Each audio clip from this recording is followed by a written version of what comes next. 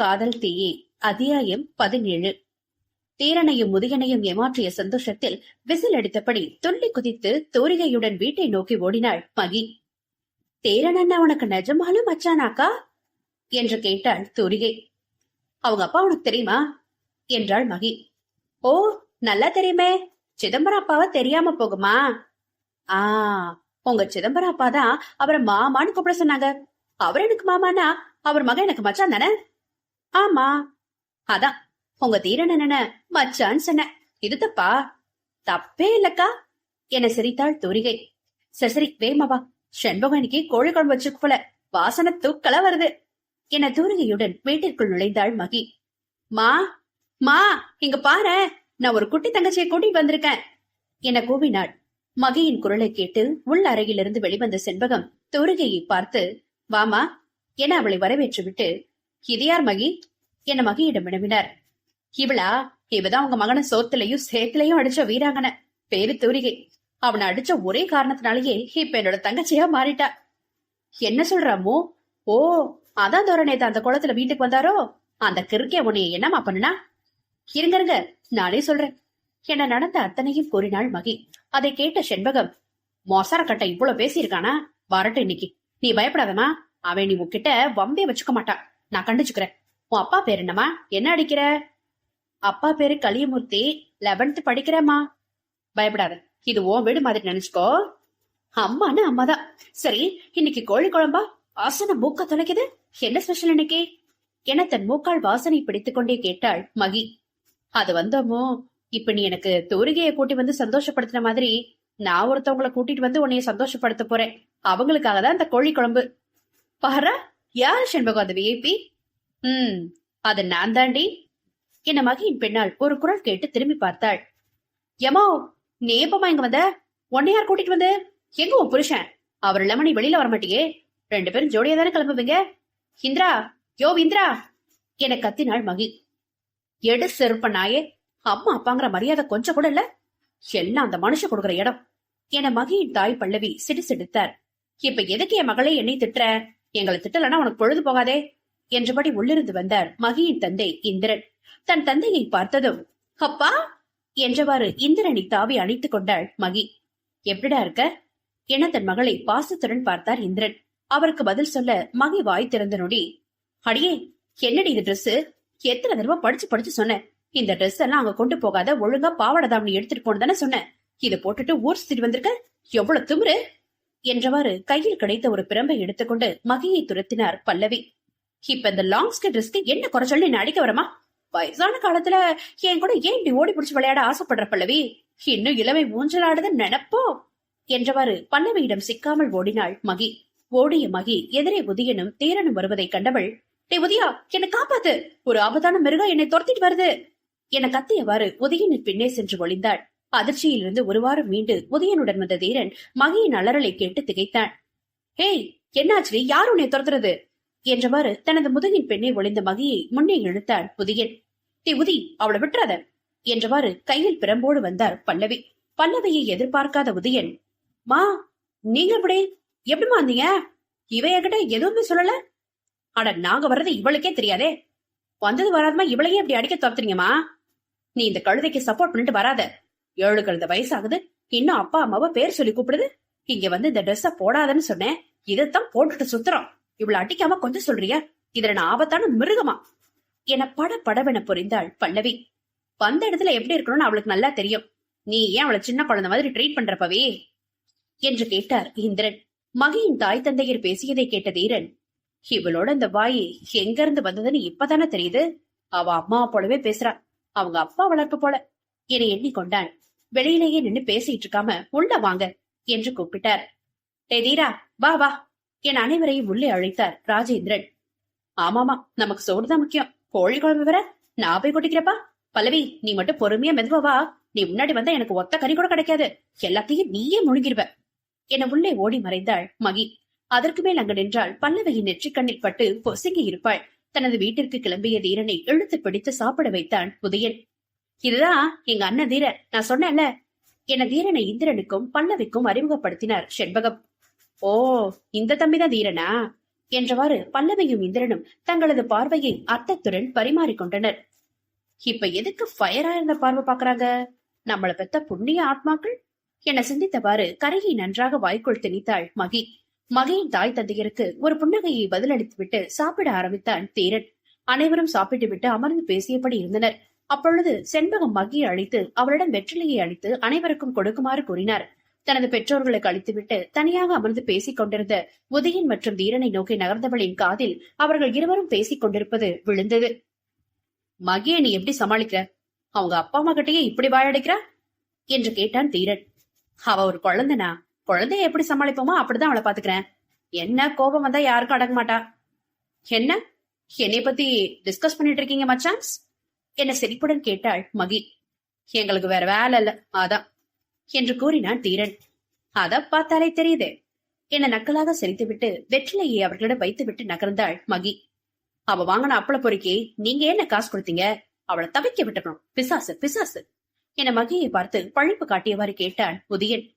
அதுவா, அவ எனக்கு ஒண்ணு கொடுத்தா, அதுக்காக தான் பணம் கொடுத்த என மகி என்று வயலில் அளித்த அறிவுரையை எண்ணி கூறினான் தீரன். இவனுக்கு நாம என்ன கொடுத்தோம் என சிந்தித்தவாறு மகி தீரனை பார்க்க அவன் அப்பொழுதுதான் வெற்றிலையை மென்று கொண்டே தனது உதடை யதார்த்தமாக ஈரப்படுத்திக் கொண்டே மகியை பார்த்து சிரித்தான். தீரன் கூறிய சொற்களும் அவனது செய்கையும் அவன் வீட்டில் நடந்த நிகழ்வை நினைவுபடுத்த அதைத்தான் இப்பொழுது சொல்லி காட்டுகிறான் என தவறாக புரிந்து கொண்டாள் மகி. தான் முத்தம் கொடுத்ததற்காகத்தான் அவன் பணம் கொடுத்திருக்கிறான் என தவறாக புரிந்து கொண்ட மகியின் இதயம் அவமானத்தால் வெதும்பியது. சீ, இவ இவ்வளவு கேவலமானவனா என தீரனை பற்றி தவறாக புரிந்து கொண்டு கண்கள் கலங்க உள்ளே ஓடினாள் மகி. இதை அறியாத தீரன் உதயனுடன் சுவாரஸ்யமாக பேசிக் கொண்டிருந்தான். உள்ளே நுழைந்த மகி, சீ, இனிமே அவகிட்ட பேசவே கூடாது, பொறுக்கி பொறுக்கி என நினைத்து தன்னிறக்கத்தால் கண்ணீர் சிந்தினாள் மகி. அங்கு மகியின் பெற்றோர்களோ, தீரன் நல்ல பையனா இருக்கான், நம்ம மகைக்கு பொருத்தமா இருப்பான்ல, நீங்க சொன்ன மாதிரியே பேசி முடிச்சிட வேண்டியதான் என செண்பகத்திடம் கூறிக்கொண்டிருந்தனர். அத்தியாயம் 18. நல்லவன் நினைச்சா பொறுக்கியா இருந்திருக்கா. சி, இங்க பாரு மகை, இனி அவகிட்ட பேச்சு வச்சுக்கிட்ட உன்னை மிக்சியில போட்டு அரைச்சிருவேன் அரைச்சு என தனக்குள்ளேயே பேசிக்கொண்டு வந்த மகியை தோரிகை எதிர்கொண்டாள். என்னக்கா முகம் ஒரு மாதிரி இருக்கு, என்னாச்சு? ஆ, ஒண்ணுலடா, நீ நல்லா சாப்பிட்டியா? நான் நல்லா சாப்பிட்டேக்கா, உங்க ஃப்ரெண்டு தான் என்னை பார்த்து முறைச்சிட்டே இருந்தாங்க என முகத்தை பாவமாக வைத்துக் கொண்டு கூறினாள் தோரிகை. தோரிகை கூறிய விதத்தில் சிரிப்பு வர, அந்த நாய் பச்சையா சைட் அடிச்சிருந்திருக்கு, அது இந்த அப்பாவை முறைக்குதுன்னு சொல்லுது, விளங்கிறோம் என மானசீகமாக தலையில் அடித்துக் கொண்டாள் மகி. அந்த லூசு பார்வையே அப்படிதான் தெரியுமா என சிரித்தவாறு தோரிகையின் தோள் மீது கை போட்டுக்கொண்டு செண்பகத்திடம் வந்தாள் மகி. எப்படிமா என் தங்கச்சி என செண்பகத்திடம் கேட்டாள் மகி. உன்னைய மாதிரி இல்லாம அவ பொண்ணு மாதிரி இருக்கா என்று கூறினார் பல்லவி. நான் உன்கிட்ட கேட்கல பல்லவி, நீ கொஞ்ச நேரம் அந்த காவாயை க்ளோஸ் பண்ணிட்டு பாத்தியலாங்க, பெத்த அம்மா கிட்ட பேசுற மாதிரி பேசுறா, எல்லாம் நீங்க குடுக்கற செல்லத்தான் எகிரினார் பல்லவி. அவ நம்ம கிட்ட தானே அப்படி பேசுறா, விடைப்பவே அமைதி சொன்னார் இந்திரன். பல்லவி கிடக்கு, நீ சொல்லுமா, தோரிகை எப்படி? அவளுக்கு என்ன ராசாத்தி, ரொம்ப அமைதியான பொண்ணு, இவ போற வீடு கொடுத்து வச்சது என தோரிகையை நெட்டி முறித்தார் செண்பகம். எல்லாரும் நல்லா கேட்டுக்காப்பா, என் தங்கச்சி என் தூரி பாப்பா கல்யாணம் பண்ணிட்டு போற வீடு கொடுத்து வச்சதான், செண்பகம் அம்மாவே சொல்றாங்க என தீரனுடன் பேசிக் கொண்டிருந்த உதயனின் காதில் விழுமாறு சத்தமாக கூறினாள் மகி. மகி கூறியதை கேட்ட உதயன் அடித்து பிடித்து அவர்களிடம் வந்து இணைந்தான். அவன் பரபரப்பாக வந்ததை அனைவரும் வித்தியாசமாக பார்க்க மகி உதயனை பார்த்து நக்கலாக சிரித்தாள். மகி சிரிப்பதை கண்டு முறைத்தவன், ஆஹா, இப்ப என்ன சொல்லி சமாளிக்கிறது என தீவிரமாக யோசித்து, அது மகி ஏதோ சத்தமா கத்துனா, அதான் ஏதோன்னு பயந்து வந்தேன் என அசடு வழிய சமாளித்தான் உதயன். இந்த வங்குருக்கு சொல்றது நம்புற மாதிரி இல்லையே என ஆராய்ச்சியாக உதயனை உற்று நோக்கினாள் தோரிகை. ஐயோ, இந்த குட்டிச்சாத்தா என்ன நம்மள இப்படி உத்து உத்து பாக்குதே, ஒருவேளை கண்டுபிடிச்சிருவாளோ என நினைத்தவாறே, காப்பாத்திரி ராட்சசி என மகியிடம் கண்களால் கெஞ்சினான் உதயன். தன் நண்பனின் மீது இரக்கம் கொண்டவள் சிரித்தவாறு, நாங்க போய் தோரிகை அவங்க வீட்டுல விட்டுட்டு வரோம் என்றாள் மகி. நாங்கண்ணா யாரு கேட்டார் பல்லவி. நானும் உதயனும் தான். அவனை உயிரோட கொன்னரு, பாவம் அவன் உன்கிட்ட மாட்டிக்கிட்டு ரொம்ப கஷ்டப்படுறான் என்று கூறினார் பல்லவி. ஏன் நீ அம்மு அப்படி சொல்றீங்க?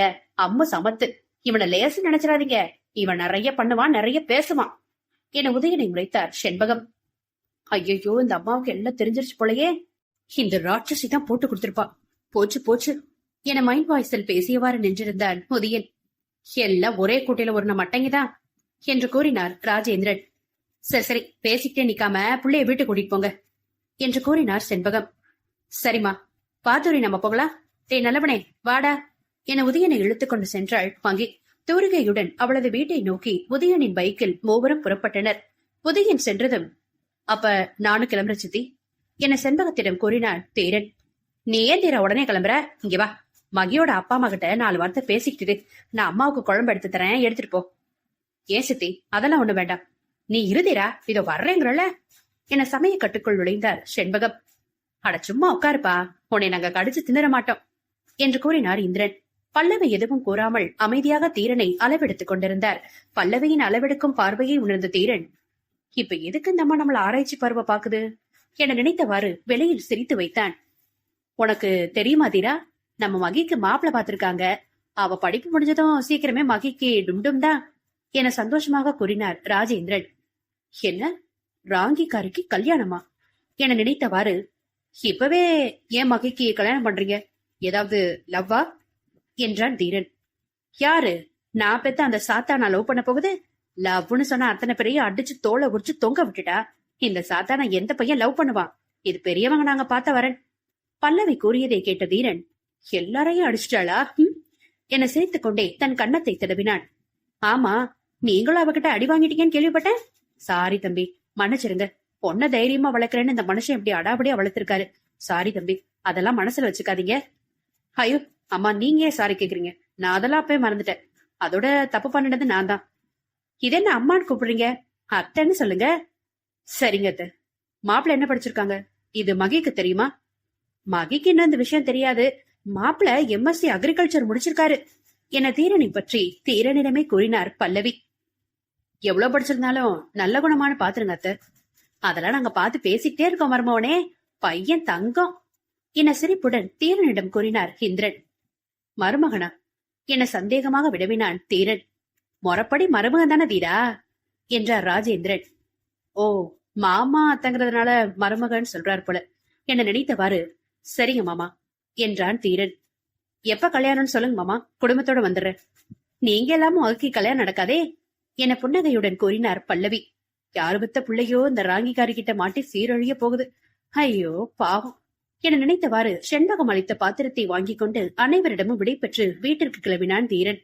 அந்த பாவப்பட்ட ஜீவன் நீதாண்டா லூசு என விதி அவனை பார்த்து சிரித்தது. தூரியை அவள் வீட்டில் விட்டுவிட்டு தீரனின் வீடு வழியே வந்தவர்களை வாசலில் நின்ற கருப்பாயை பார்த்துவிட்டு உதயனையும் மகியையும் உள்ளே அழைத்தார். கருப்பாயின் அழைப்பை மதித்தவர்கள் தீரனின் வீட்டில் பைக்கை நிறுத்திவிட்டு உள்ளே நுழைந்தனர். என்னடா உதி, இந்த பக்கம் வர்றதே இல்ல நீ? கருப்பாயை கேட்டார். அவன் ரொம்ப பிஸி பிளாக் பியூட்டி என்றவாறு ஊஞ்சலில் அமர்ந்து ஆடத் தொடங்கினாள் மகி. இந்த பெரியம்மாவை பார்க்க வர கூட நேரம் இல்லாம அப்படி என்னடா பிஸி என உதயனின் கன்னத்தில் அடித்தார் கருப்பாயி. அப்படிலாம் ஒண்ணும் இல்ல பெரியம்மா, திராட்சை சும்மா சொல்றா என்று கூறினான் உதயன். அவன் கிடக்குற விடு பிளாக் பியூட்டி, நீ ஏன் அவசரமா கூப்பிட்ட? என்ன விஷயம்? பாத்தியா, மறந்துட்டேன், நம்ம தீரனுக்கு ஒரு பொண்ணு பாத்திருக்கேன்டா கண்ணு. வாவ், அண்ணனுக்கு கல்யாணமா? சூப்பர் சூப்பர், பொண்ணு எப்படி? உதயன் கூச்சலிட்டான். பொண்ணு அப்படியே மகாலட்சுமி, ரொம்ப நல்ல பொண்ணு. ஐயோ, யாரு வித்த பிள்ளையோ இந்த டைனோசர் கிட்ட மாட்ட போகுது, பாவம் அந்த பொண்ணு என நினைத்தவாறு, ரொம்ப சந்தோஷம் பிளாக் பியூட்டி, சீக்கிரம் கல்யாண சாப்பாடு போடுங்க என்றாள் மகி. ஹை, தீரண்ணனுக்கு கல்யாணம், இத நான் உடனே அம்மா கிட்ட சொல்லியே ஆகணுமே. வாமையை சீக்கிரம் வீட்டுக்கு போகலாம் என மகியை அழைத்துக் கொண்டு கருப்பாயிடம் விடைபெற்று பைக்கில் புறப்பட்டாள். உதயன் செல்லும் வழியில் தீரனின் பல்சர் அவர்களை கடக்க, அப்பொழுது தீரனை மகி பார்க்க தீரனும் மகியை பார்த்தாள். பாவம் அந்த பொண்ணு என மகியும், பாவம் அந்த பையன் என தீரனும் அவர்களுக்காக அவர்களே வருத்தப்பட்டனர். இருவருக்கும் உண்மை தெரிந்தால் என்ன நடக்கும்?